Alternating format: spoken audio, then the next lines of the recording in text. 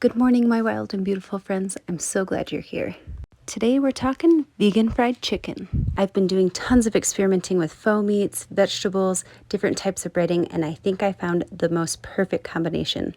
And spoiler alert, it's made out of mushrooms. So easy, so simple, and delicious. Keep on watching to see how we make them.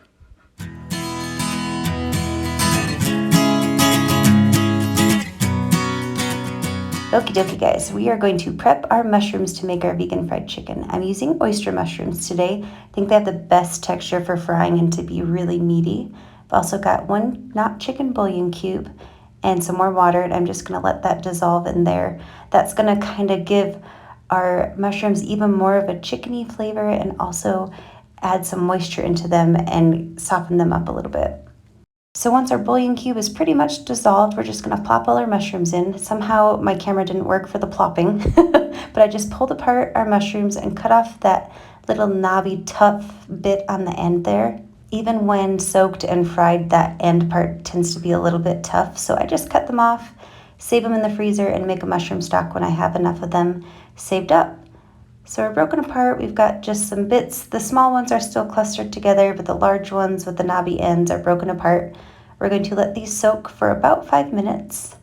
Got a couple mushrooms. These have been sitting in my fridge for a few days, so I'm just pulling out the ones that are looking a little iffy. Let that sit and we'll get our dredges going. I've got a very simple tempura batter mixed up here, and we're going to zhuzh it up a little bit just to impart as much flavor as possible. So I'm going to add about a half a teaspoon of Sriracha. You can add more or less depending on your spicy preference. And then I'm also going to add about a half a teaspoon of black pepper.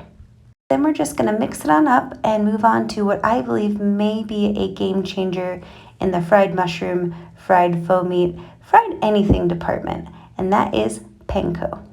I just got a little plate here that I'm going to set in the middle, and I'm going to dump some Panko breadcrumbs onto it. I'm at the very end here. I probably could use a little bit more, but this will do. And then I'm just going to grind some sea salt in there just to give it a little bit of saltiness, and we will start dredging our mushrooms. Alrighty guys, we've got our little breading station here. I've got our soaked mushrooms, our tempura batter, our panko with sea salt, and a fresh plate to put our little mushroom patties on. And I'm just going to take our little clusters of mushrooms and make sure I squeeze out any excess broth. We don't want it to be too mushy.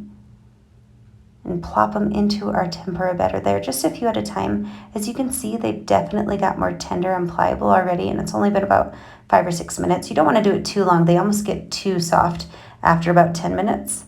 So I'm just going to make sure they're nice and coated, and then I'm going to let them, as I pull them out of the batter, let them drip off. If you do too much tempura, it gets a little bit doughy, so let it drip really well.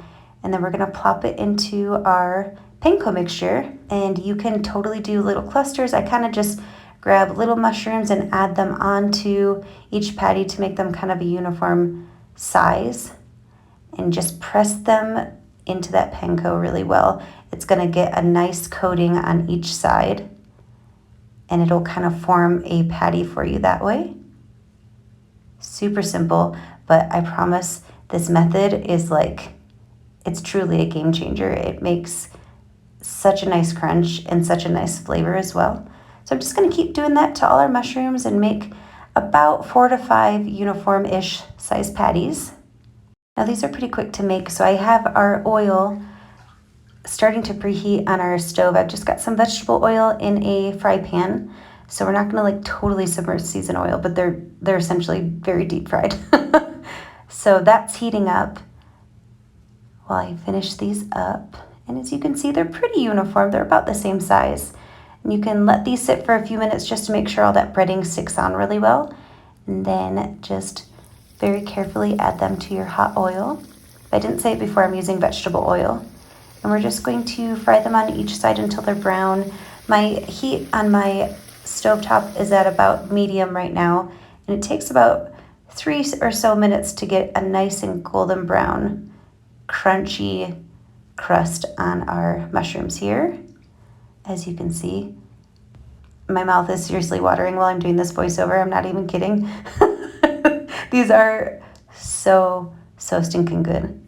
They're amazing on their own, but we're gonna totally make an epic sandwich out of them. So, once they're nice and fried up, I like to drain them on a dish towel or paper towel and then add a bit more salt and a little bit of garlic powder for flavor. And this is what they look like when they're done. We got 5 patties out of that little package of oyster mushrooms there, so pretty good, at least 2 to 3 sandwiches.